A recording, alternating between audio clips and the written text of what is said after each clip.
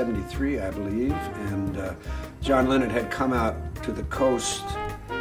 He was temporarily going through a trial separation with Yoko Ono, and he had come out to L.A. and was recording for the famous Phil Spector. I recorded, did a couple of sessions, studio recordings with the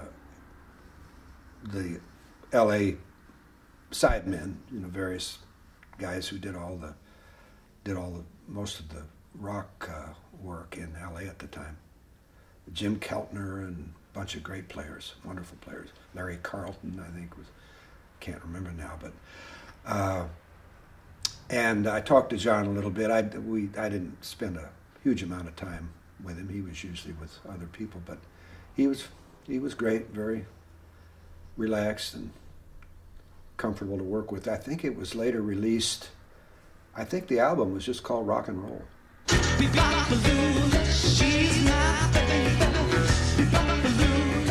anyway, that was my John Lennon experience. I've always been a huge fan of his writing with McCartney and his own stuff that he'd done on his own. Whatever Gets You Through the Night is one of my favorites.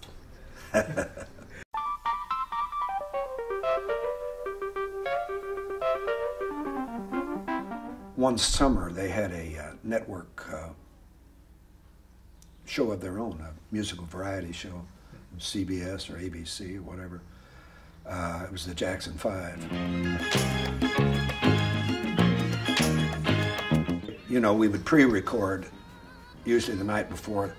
The standard routine in those days for a supposedly live TV show. Again, they don't even exist anymore. MTV would be the closest thing, and that's not even the same. But there'd be a live audience, and you'd tape a show all day on tape day. But the night before, you'd record most of the music just to make sure it was really all usable and no problems. So that most of the music we were there for the tape day, but we didn't really play much. We were just kind of there looking like there was a live band, you know.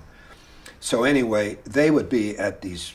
The closest I got to Michael and the others was at the pre-record. It was called The Night Before in a fairly small studio space. Might even be about like this area. And I've always remembered he was a very guarded, shut down kid. He was not, didn't strike me as a happy child.